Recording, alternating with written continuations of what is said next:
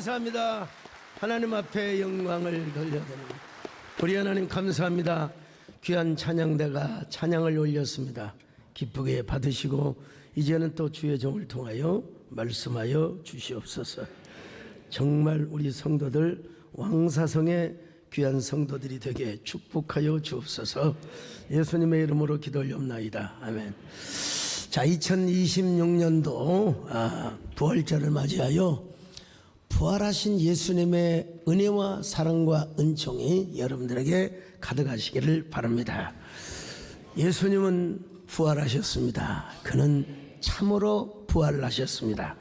예, 그래서 초대교회, 원시 초대교회 성도들은 만나면 항상 이렇게 인사를 했대요. 그는 부활하셨습니다. 참으로 부활하셨습니다. 자, 한번 옆 사람 보고 인사 좀 하십시다. 그는 부활하셨습니다. 한 번 더 하세요. 참으로 부활하셨습니다. 왜 예수님이 부활하셨습니까? 사망 권세를 깨뜨리고 죽음의 법칙을 박살내기 위하여 여러분 부활하신 것입니다. 죽음은 모든 인류의 숙적입니다. 이 세상에 죽지 않고 산 사람은 없습니다. 물론 성경에 나오는 에녹과 엘리야는 예외고요. 그 외에는 여러분 다 죽었습니다. 사람이 죽으면요 너무 부자연스럽습니다. 일단 숨을 못 쉬어요. 심장이 뛰지를 않습니다. 전혀 말을 못 알아듣고 감정도 일지 않습니다. 시신이 얼마나 차가운지요. 더더구나 요즘은 시신을 냉동 보존을 하기 때문에 얼마나 차갑습니까? 죽은 사람의 모습. 사람이 죽게 되면요 반드시 썩게 되어 있습니다. 사람이 육신이 흙으로부터 왔기 때문에 흙으로 돌아가는 것이 성경의 이치라고 말씀하고 있어요. 자, 창세기 3장 19절입니다. 시작. 네가 흙으로 돌아갈 때까지 얼굴에 땀을 흘려야 먹을 것을 먹으리니 네가 그것에서 취함을 입었음이라. 너는 흙이니 흙으로 돌아갈 것이니라. 자, 흙이니 흙으로 돌아갈 것이니라.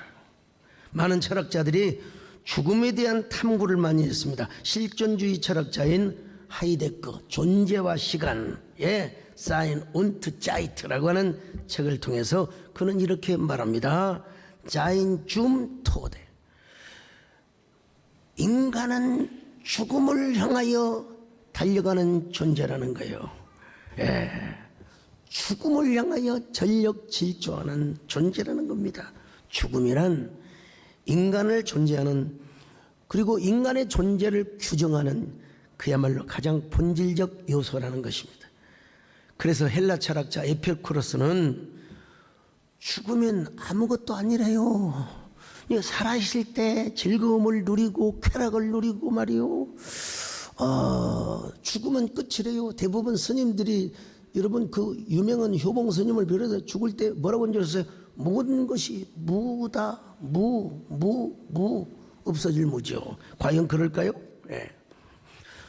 철학자들이 여러분 왜 철학한 줄 아십니까?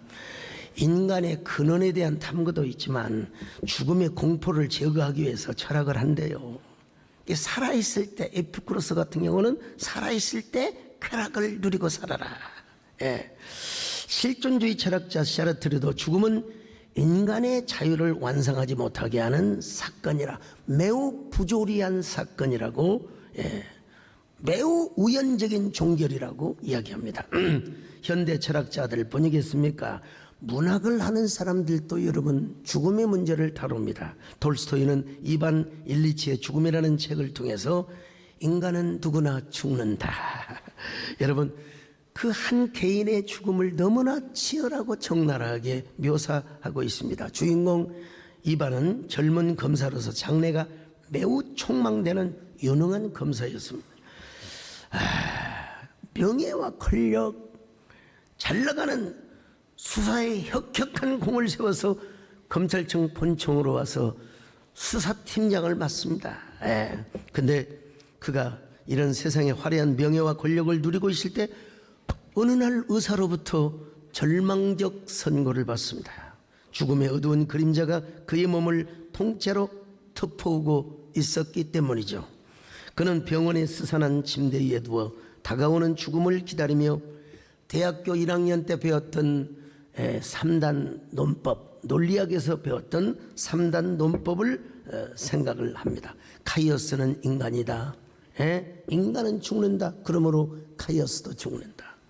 그는 이 3단 논법을 그냥 객관적으로 외웠습니다. 근데 자신에게 대입을 해본 거요. 이반은 인간이다. 인간은 죽는다.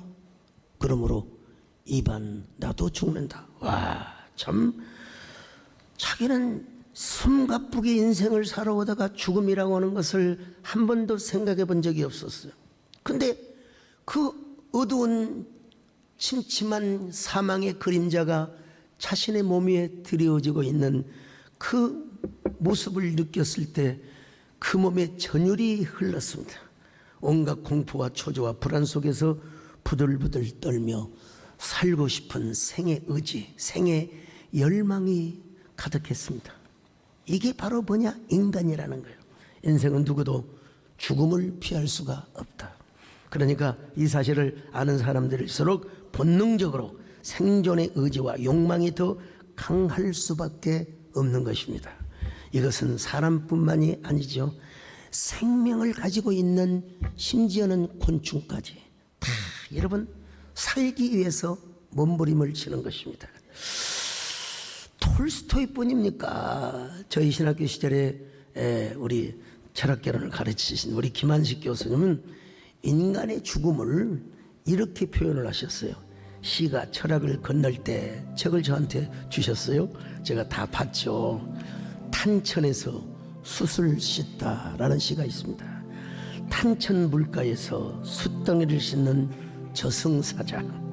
시커먼 어둠을 물에 비비면 새벽빛이 난다며 묵묵히 두 손을 적신다. 햇살은 따스하고 바람은 살랑거리는데 삼천갑자의 세월을 등에 진 동방석이 나타나. 삼천갑자는 여러분 18만 년입니다. 18만 년. 예, 발음을 잘해야 되는데 아무튼요. 예. 자, 숯은 아무리 씻어도 하얗게 되지 않는다고 낄낄거린다. 저승사자는 잠시 고개를 들었다. 그래도 씻어야지. 사람의 삶도 끝까지 닦아야 얼굴이 드러나니까. 탄천의 물결은 말이 없었고 동방석은 한 생애를 넘어선 세월을 움켜쥔 채 가만히 웃음을 거두었다. 삼천갑자를 살아도 피할 수 없는 순간들이 있고 아무리 멋진 화장도 세월의 물결 앞에서는 주름진 얼굴을 감출 수 없다는 것을 그는 더 이상 달아나지 않았다.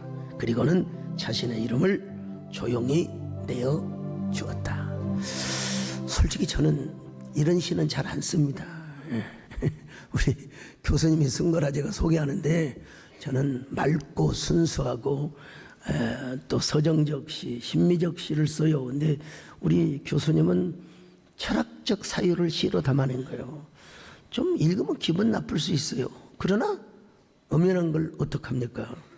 시인은 죽음을 검은 숯덩이로 이미지화합니다. 근데 저승사자가 탄천에서 검은 숯덩이를 씻으려는 이 모선 기법을 이름을 활용을 하죠. 그러니 삼천갑자의 세월. 야, 이 18만 년이요. 18만 년. 예. 이 동방석이 나타나요. 근데 여러분 중요한 건 여러분 시라고 하는 게 얼마나 중요하냐. 시는 소설보다도 중요하고 역사보다도 앞에 있다는 거예요. 과학자 또 철학자 역사가들이 가서 보면 무슨 시가 먼저 있더라는 거예요. 여러분요. 시가 먼저 어느 철학자든 가서 보면 시가 먼저 있더라는 거예요. 저는 그런 의미에서 목회자이지만 시인이 된 것이 정말 저는 유리한 고지에 고도에서 제가 서 있다고 자부심을 갖습니다. 여러분 현대에 와서 에일 대학교 셀리 케이컨 교수는 죽음이란 무엇인가라는 책을 통해서 인간이 죽으면 더 이상 존재하지 않는다는 것입니다. 육체와 함께 인간의 존재는 끝나버린다. 그러니까 죽음이라는 건 아주 나쁜 것이라 박탈 이론을 주장합니다. 죽음 자체가 고통이라서가 아니라 살 수 있는 삶을 빼앗기는 것이 바로 박탈이라는 거예요. 그래서 그는 얼마나 오래 사느냐도 중요하지만 어떻게 사느냐가 중요하다고 강조합니다. 30대, 40대에 죽어도 의미와 가치 있는 삶을 살다가 죽으면 그래도 좋은 죽음이고 90세, 100세를 살아도 의미 없이 죽지 못해서 어거지로 사는 것은 여러분 안 된대요. 그런 의미에서 셀리컨 교수는 어쨌든 죽음은 나쁜 것이다. 이 죽음은 가난한 사람에게만 오는 것이 아니라 부자에게도 찾아와요. 평범한 사람에게도 찾아오지만 부자와 왕과 권력자에게도 찾아온다는 거예요. 여러분, 우리 고려시대, 삼국시대, 조선시대 여러분 죽지 않는 왕이 어디 있었습니까? 왕이라고 해서 안 죽고 대통령이라고 해서 안 죽냐? 여러분 없어요. 그런 게 없어요. 요즘 왕과 사는 남자가 이제 1600만을 거의 이제 찍어가고 있습니다. 여러분, 그러고 보면 다시 제가 말씀드립니다. 제가 개봉 후 둘째 날 우리 부교육자들과 함께 영화를 보고 감상에 젖어서 한 1분 동안 일어나지 않고 다 그냥 눈시울을 적시며 제가 우리 부교육자들에게 얘기해서 어이 내 예언이 맞나 안 맞나 보소. 이 영화 반드시 1000만 이상 돌파하네. 아니 무슨 근거로 하십니까? 이거는 사극을 넘어서 인간의 삶과 애환, 인간사의 스토리를 담는 거예요. 이건 미국인이 보고 중국인이 보고 유럽 사람이 봐도 이건 누구나 다 공감할 수 있는 이야기다. 여러분 보니까 지금 거의 1600만. 그래서 우리 부목사님들이요, 야 목사님 대단하시네요. 대단한 걸 인지 알았는가 내가. 자, 아니 참 왜 문종 임금은 병약한 몸으로 태어나서 일찍 죽어야 한단 말입니까? 참 왜 수양대군은 조카 단종을 도와야지 왜 왕위를 찬탈하고 단종을 영월 청량포에 유배를 보내서 17살에 죽게 한단 말입니까? 참 왕위를 찬탈했다고 해서 뭐 100년 200년을 살 줄 알았는데 고작 13년 집권을 하고 그것도 거반 악성 종기를 앓은 채 여러분 죽었어요. 게다가 장남인 의경세자는 세자로 책봉이 되었지만 보위에 오르지도 못하고 죽습니다. 둘째 아들 역시 보위에 올랐지만 1년 재위를 하고 여러분 1년 재위를 하다가 죽어버립니다. 그 왕이 누구냐? 애종입니다. 애종. 세조의 동생인 금성대군 역시 단종 포기를 도모하다가 처형이 되고 맙니다. 비운의 가정과 가문이라고 할 수 있어요. 왕위를 찬탈했지만 젊은 나이에 죽었고 자녀들 역시 대부분 비운으로 사망을 합니다. 세계를 정복한 알렉산더 대제. 근데 그가 너무 오랜 전쟁으로 지친 병사들 때문에 어쩔 수 없이 회고를 합니다. 자기가 정복한 페르시아로 돌아오는 도중에 페르시아 대제국을 창건했던 건국했던 고리스 왕의 무덤을 발견합니다. 그는 고리스 왕의 묘비에 새겨진 글에 시선을 주목합니다. 묘비에 이렇게 기록되어 있어요. 그대가 누구든 그대가 어디 사람이든 나는 그대가 올 줄을 알고 있었다. 내 이름은 고레스. 나는 페르시아 사람들에게 위대한 제국을 안겨주었지. 성경에는 바사라고 되어 있는데 역사 용어로는 페르시아입니다. 그러나 언젠가는 이 땅이 다른 왕에 의해서 정령될 것을 나는 안다. 그대가 오리라고 예상하고 오래전부터 여기 두어 기다리고 있었다. 그러나 점령자여, 그대도 언젠가는 누구에겐가 점령을 당하게 될 것이다.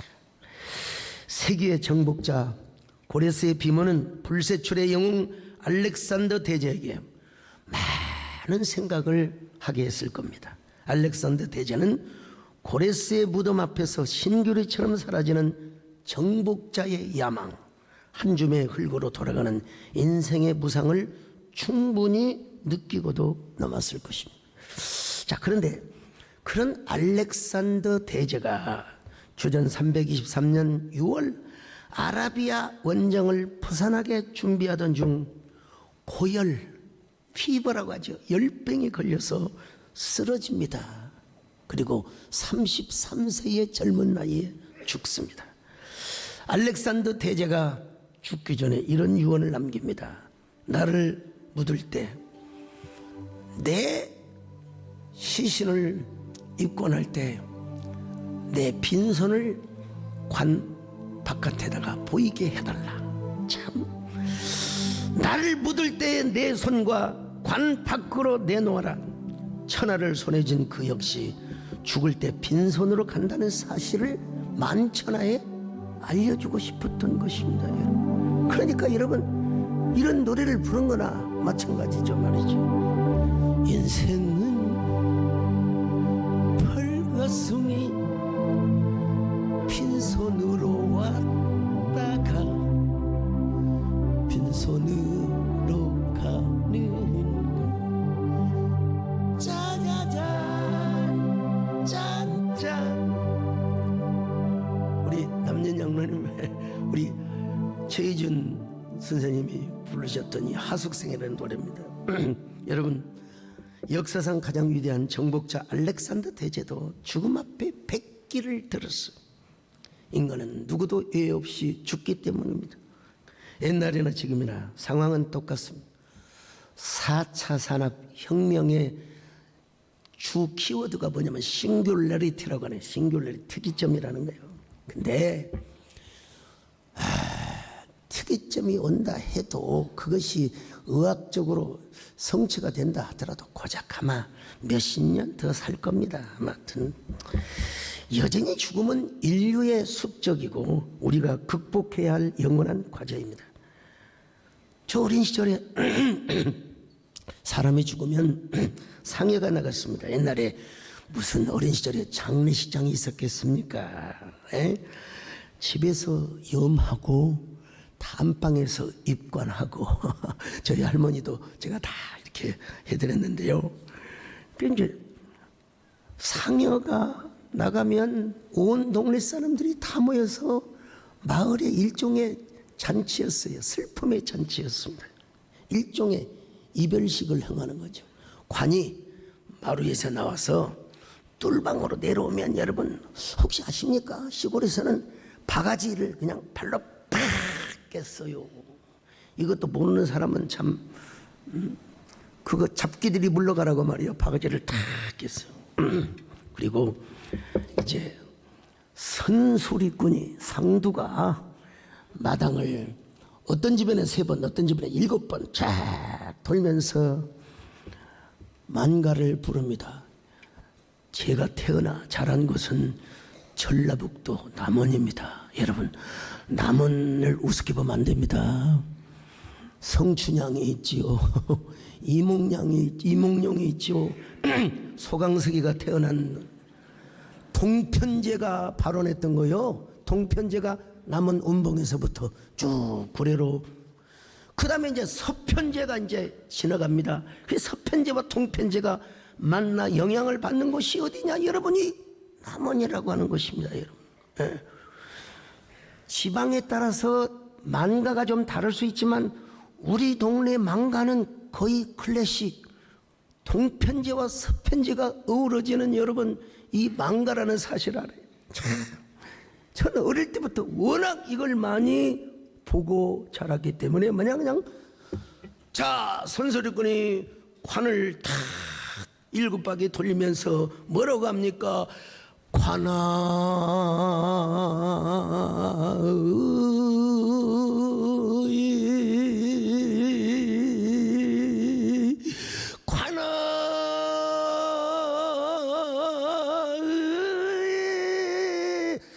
여러분, 벌써 이렇게 하면요, 그냥 유족들이 아이고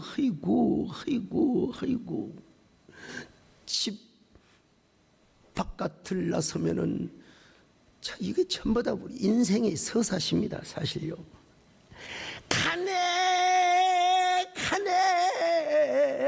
나는 가네, 정든 집을 두고 나는 가네. 어이노, 이때쯤 어이 가을이 어이노, 어젯밤에는 안방에서 잠깐만, 오늘 저녁은 풍망산천.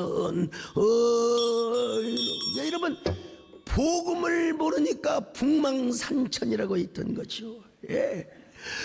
어젯밤에는 세상에 안방에서 잠깐만, 이거 얼마나 여러분 구슬픈 노래입니까? 동네 회관을 한 바퀴 딱 돌고 가는데 상도가 동네 사람들 앞에서 이런 노래를 부릅니다. 이제 가면은 언제나 오실라요, 오실 날짜나 가르쳐 주소. 어이노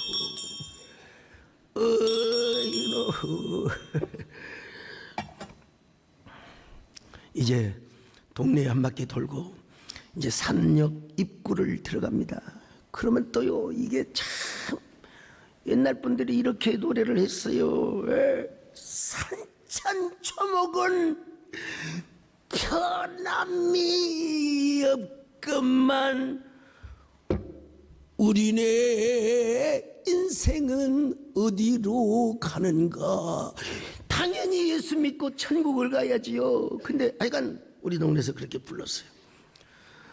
조그마한 떼까도 아니고 또랑을 건너는데, 여러분 참 이 상도들이 전부 여러분 심리학 박사, 명예 심리학 박사 학위를 줘야 돼요.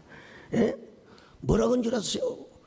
황천길에는 노자가 없어서 얼마나 이거 여기서 잘해야 돼요. 배가 고파서 못 가겠네 그려. 어이노, 또 해야 돼요. 그래야 돈을 걸어요. 상해에 막 딱 돈을 안 걸면요, 끝까지 이리저리 눈치나 보지 말고 노자 돈이나 풍성이 고소. 어이노. 여러분들은 몇 년 만에 한 번씩 들으니까 이게 별로 새록새록하지 않지만, 제가 미국에 집회 가서 영국에 집회 가서 첫날 이거 하면요, 교인들이 그냥 손을 잡고 목사님 내일 이거 또 한 번 해주세요. 또 한 번. 어쩌면 그렇게 세상에 잘한다요. 제가 여러분 다 끝까지 제가 바빠서 우리 시골에서 이제 이거 할 사람이 없습니다. 할 사람이 없어요. 녹음기를 틀어놓고 상해를 메고 간대요. 안 바쁘면 제가 가서 해드리겠는데. 대신 제가 이제 찬송가를 부르면서 이거 하면 되거든요.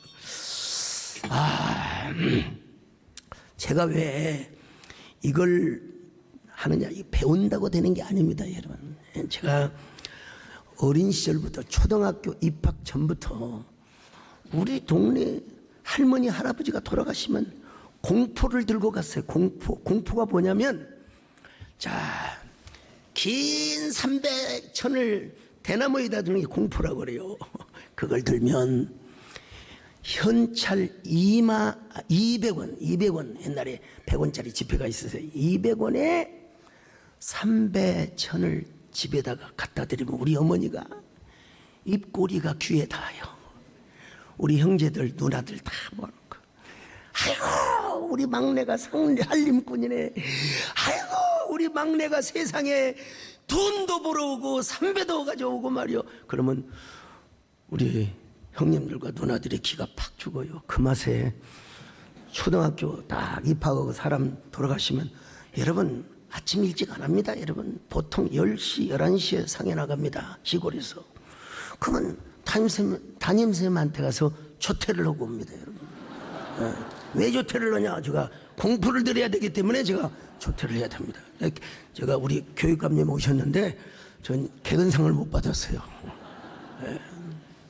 제가 이렇게 하다 보니까 어머니가 너무나 행복해 하시니까 참 초상이 났다면 공포는 제가 제 독점 아르바이트입니다. 누구도 못해요. 제가 딱.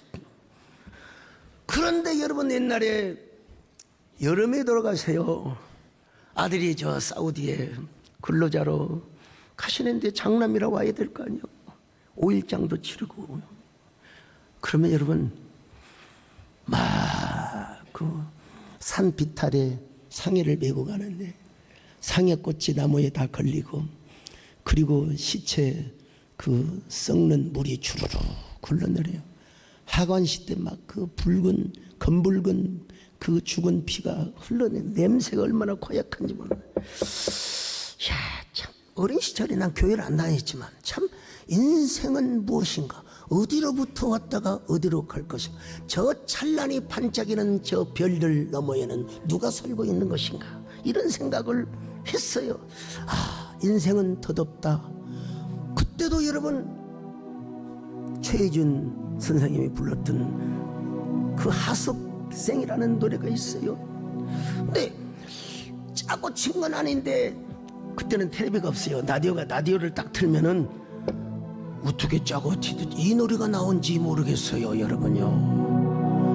아, 가엾다 이 내 몸을 그 무엇을 찾으려고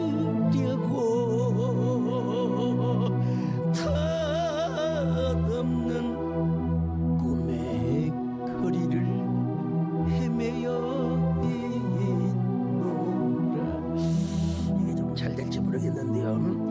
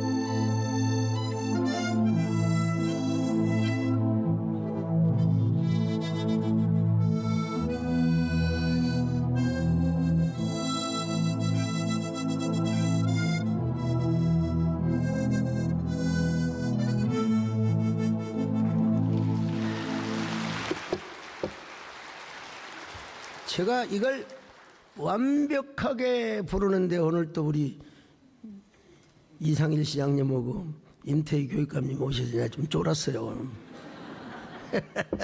여러분, 이처럼 죽음은 인간의 원수요 숙적입니다. 그러니까 모든 인간은 이 죽음 앞에 떨고 다 두려워하게 되어 있는 겁니다. 어쩔 수 없어요. 인류 역사상 이 죽음을 이겨본 사람이 없습니다. 죽음 앞에 다 패배를 하고 여러분 백기를 들었다는 겁니다. 사람이 죽으면요, 얼마나 저도 조영규 목사님 돌아가실 때 제가 장례위원장을 맡아서 얼마나 많은 사람들이 장례 조문 행렬에 참 수많은 전문객들을 맞이했는데 결국 그런 위대하고 세계적인 목사님도 결국 돌아가신다. 나도 그런 날을 맞이한다. 내가 죽으면 얼마나 사람들이 올까, 이런 생각을 해봤습니다. 그렇지만 여러분, 이 죽음 얘기만 이제 해서는 안 되죠. 이 죽음을 죽음되게 하신 분, 사망의 시스템을 완전히 박살내 버리신 분이 누구냐? 예수 그리스도입니다. 자, 디모데후서 1장 10절입니다. 시작. 이제는 우리 구주 그리스도 예수의 나타나심으로 말미암아 나타났으니 그는 사망을 패하시고 복음으로써 생명과 썩지 아니할 것을 드러내신지라. 여러분, 너무나 놀랍고 강력한 키워드가 있어요. 뭐냐? 패하다 이 말이야. 패하다. 없애버렸다 이 말이야. 뭘 없애느냐? 사망, 죽음. 이걸 여러분 완전히 제거해버리고 폐지해버렸다는 거예요. 폐지해버렸다는 거예요.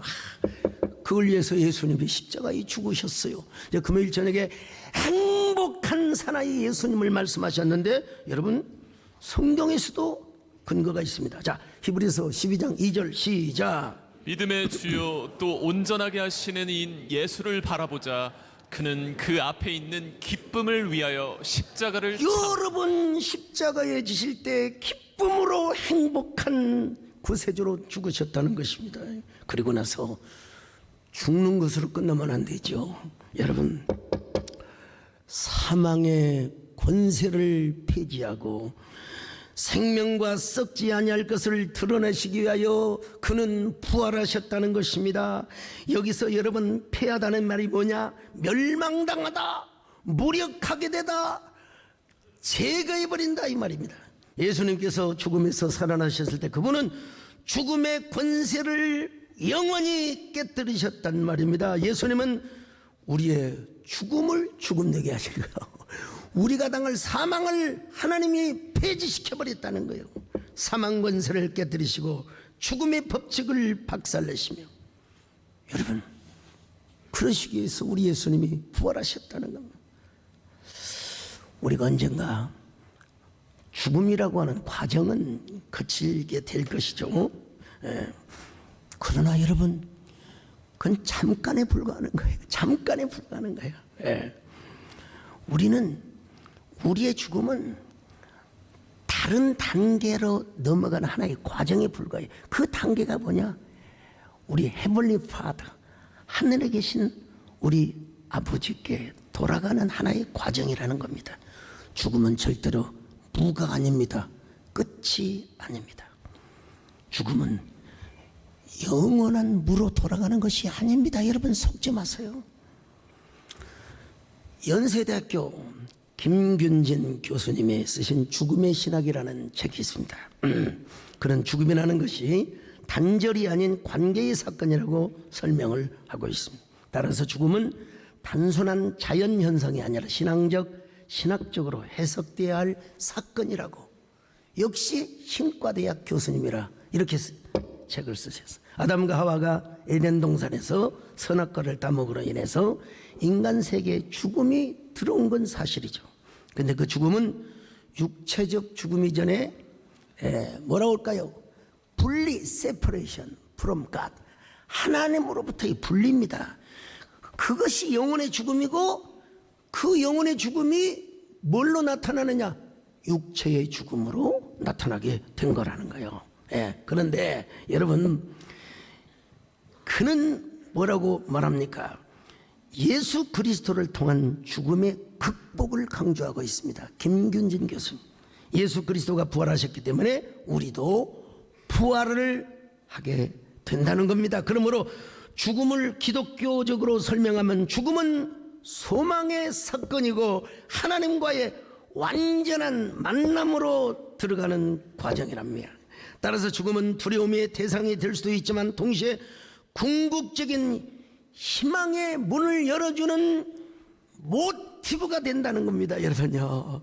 그래서 이 일을 위하여 예수 그리스도가 부활하셨고 사망을 영원히 피하시고 복음으로써 생명과 썩지 않을 것을 드러내셨다고 바울이 강조하고 있어요. 자, 디모데후서 1장 10절 다시 한번 봅니다. 시작. 이제는 우리 구주 그리스도 예수의 나타나심으로 말미암아 나타났으니 그는 사망을 패하시고 복음으로써 생명과 썩지 아니할 것을 드러내신지라. 여러분 누가 감히 사망을 하였습니까?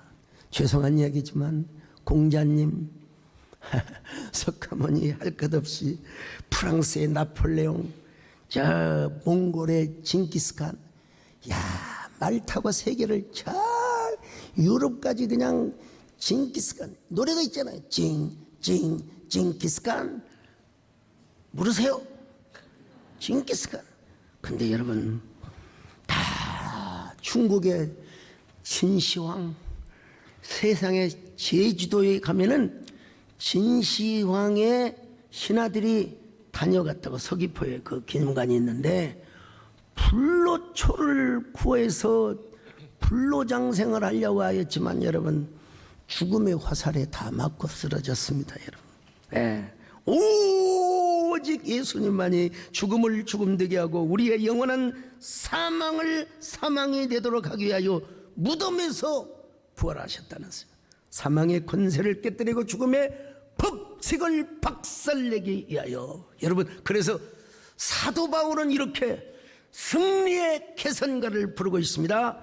고린도전서 15장 55절로 58절 시작. 사망아 너의 승리가 어디 있느냐? 사망아 내가 쏘는 것이 어디 있느냐? 사망이 쏘는 것은 죄요 죄의 권능은 율법이라. 우리 주 예수 그리스도로 말미암아 우리에게 승리를 주시는 하나님께 감사하노니. 오늘 아나운서가 너무 평범하게 읽으셨는데 여러분요, 사망아 너의 쏘는 것이 어디 있느냐? 내가 승리한 것이 어디 있느냐? 사망에 쏘는 것은 죄요 죄의 권능은 율법이라. 우리 주 예수 그리스도로 말미암아 우리에게 승리를 주시는 하나님께 감사하노니. 여러분,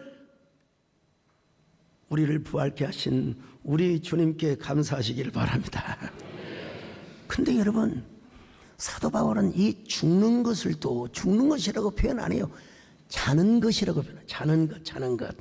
데살로니가전서 4장 14절입니다. 시작. 우리가 예수께서 죽으셨다가 다시 살아나심을 믿을진데 이와 같이 예수 안에서 자는 자들도 하나님이 그와 함께 데리고 오시리라.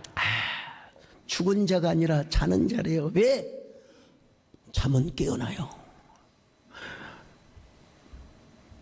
아무리 수면제를 먹고 자도 통상 몇 시간 만에 다 깹니다. 여러분 막 잠을 15시간, 20시간 자본 적 있어요? 난 좀 그래 봤으면 좋겠어요. 여러분, 잠은 반드시 깨게 되어 있습니다. 그래서 우리가 죽음은 우리의 왕노릇을 할 수가 없다. 주님 보실 때에는 우리가 죽는 것이 아니라 자는 상태이기 때문에 그래요. 자는 상태이기 때문에. 그러므로 예수 믿는 사람의 죽음은 예수 그리스도 안에서 새로운 의미를 갖게 되어 있습니다. 그래서 초대교인들은 항상 만날 때마다 우리 주님은 부활하셨습니다. 참으로 부활하셨습니다. 사셨습니다. 여러분 함께 불러요. 사셨네. 예수 다시 사셨네. 원수를 더 이기고 무덤에서 살아나셨네. 어둠을 이기시고 나와서 성도와 함께 사셨네. 예수 다시. 근데 그분은 여러분 어떻게 부활을 하셨느냐? 우리의 첫 열매로 부활을 하셨다는 거예요. 고린도전서 15장 20절입니다. 시작. 그러나 이제 그리스도께서 죽은 자 가운데서 다시 살아나사 잠자는 자들의 첫 열매가 되셨도다. 첫 열매가 되셨다. 23절도 볼까요? 시작. 그러나 각각 자기 차례대로 되리니 먼저는 첫 열매인 그리스도요 다음에는 그가 강림하실 때 그리스도에게 속한 자요. 그러니까 이 말이 무슨 말이냐? 예수님이 첫 열매로 부활하셨다면 우리는 이제 나중 열매로 부활하게 될 거라는 거. 여기 헬라어로 아파르케라고 하는 게 무슨 말이냐? 첫 열매라고 하는 말인데 헬라어로 첫 열매.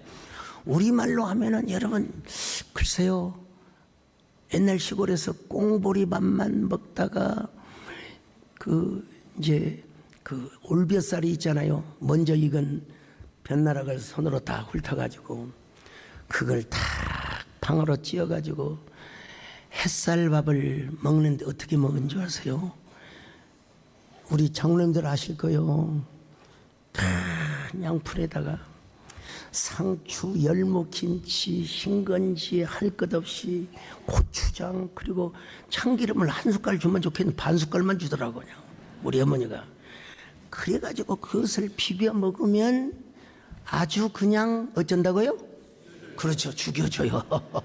아주 그냥 죽여줘요.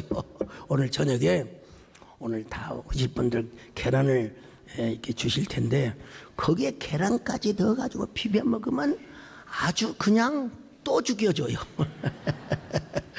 자, 그런 것처럼 첫 열매를 우리 예수님께서 첫 열매로 부활하셨다면 우리는 반드시 나중 열매로 부활하신다 이 말입니다. 우리가 부활하게 된다 이 말입니다. 부활의 순서만 다를 뿐이지 여러분 과연 반드시 우리가 부활함을 믿으시기를 바랍니다. 그래서 우리 예수님은 여러분 우리에게 뭘 주셨느냐? 디파짓, 보증금을 주세요. 보증금. 우리 예수님은 개인의 부활이 아니라 대표적인 부활이요, 언약적 부활이요. 언약적 부활. 왜 언약적 부활입니까? 하나님이 우리하고 약속을 맺으셨어요. 언약 백성들에게. 여러분 아파트 임대할 때 아니면 살 때 다 여러분 인감증명 떼고 그것도 사인하고 도장 찍고 그러잖아요. 그런 것처럼 하나님께서 우리하고 계약을 맺으셨는데 그 계약금을 우리에게 주신 거예요. 부활 계약금. 그게 바로 뭐냐? 성령님이라는 거예요. 성령님. 자, 고린도후서 1장 22절 시작. 그가 또한 우리에게 인치시고 보증으로 우리 마음에 성령을 주셨느니라. 자, 보증으로. 이 보증이란 말이 정확한 번역을 하면 보증금이란 말입니다. 보증금. 헬라어로 아라본인데 상업용어요. 보증금. 자, 고린도후서 5장 5절도 봅니다. 시작. 곧 이것을 우리에게 이루게 하시고 보증으로 성령을 우리에게 주신 이는 하나님이시니라. 자, 미국에 가면은 보통 디파짓이라고 그래. 디파짓. 얼마를 걸어놓고 먼스를 페이를 하는 거예요. 이게 바로 보증금입니다. 고대 근동에서는 결혼식을 바로 안 해요. 약혼을 합니다. 왜 약혼을 한 줄 아세요? 아니 처녀가 다른 남자와 관계를 가져가고 다른 애가 뵈면 안 되니까 최하 6개월에서 1년 약혼할 때 약혼 반지를 줘요. 정결하게 다 수절하며 나만 바라보고 살라고 약혼 반지를 줘요. 그리고 전혀 임신의 증상이 보이지 않을 때 드디어 결혼을 합니다. 그게 바로 뭐예요? 완불금이라고 해요. 완불금. 우리 왕사성 왕과 사는 성도님들 주사성 주님과 함께 사는 성도들은 우리 모두 지금 부활의 보증금을 가지고 있는 사람입니다. 그리고 언제가 주님이 다시 오시는 그날, 야, 우리가 완불금을 받는데, 자, 그 모습을 한번 보십시다. 데살로니가전서 4장 16절로 17절입니다. 시작. 주께서 호령과 천사장의 소리와 하나님의 나팔 소리로 친히 하늘로부터 강림하시리니 그리스도 안에서 죽은 자들이 먼저 일어나고 그 후에 우리 살아남은 자들도 그들과 함께 구름 속으로 끌어올려 공중에서 주를 영접하게 하시리니 그리하여 우리가 항상 주와 함께 있으리라. 왕사성 왕과 함께 사는 성도는 여러분 보증금만 받은 것이 아니라 언젠가 완불금도 받는다. 완불금을 받아서 비로소 왕사성의 축복을 누리게 되는 겁니다. 부활의 디파짓을 넘어서 여러분 아라본을 넘어서 이제는 반드시 완불금을 받는 그때를 여러분이 사모하고 기다리시기를 바랍니다. 그래서 우리가 이런 마음으로 부활주의를 맞는 거예요. 그냥 부활절을 지킵니까? 부활 소망을 가지고 부활 감사헌금도 드리는 겁니다. 여러분 모두 이 시간 부활의 소망을 가지시고 여러분 모두 부활의 주인공이 되시기를 바랍니다. 자, 한번 옆 사람하고 좀 수준 높은 얘기인데 해피 레저렉션 데이 하고 인사 좀 하세요. 해피. 또 이렇게 할까요? 로저스 월드 데이.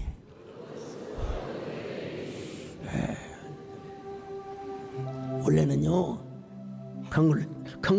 congratulation on happy resurrection day 그렇게 해야 되는데 어려울까 싶어서 빼먹었습니다. 그냥 congratulation 로저스 월드 데이. 여러분 왕사남이 더 킹스 월든으로 아마 번역이 되어서 유럽에 미국에 지금 배급하고 있을 텐데요.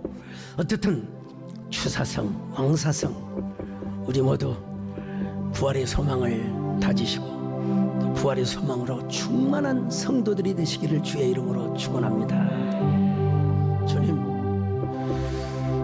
주님께서는 참으로 부활해 주셔서 감사합니다.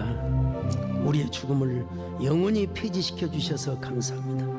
완전한 죽음에서 영원히 부활하신 주님, 우리도 주님을 따라서 나중 열매로 반드시 부활에 동참하는 저희들 되게 하여 주시옵소서. 보증금을 주신 주님, 마지막 날 완불금을 받고 영원한 부활에 이르게 하여 주시옵소서. 아니 현재적 삶에서도 부활의 권능과 부활 세계의 영광을 맛보며 살아가는 저희들 되게 하여 주시옵소서. 예수님의 이름으로 기도 올리옵나이다. 주 예수 그리스도의 은혜와 하나님 아버지의 사랑하심과 성령의 이루와 교통하심 은혜가 이제로부터 영원히까지 함께 있을지어다. 아멘.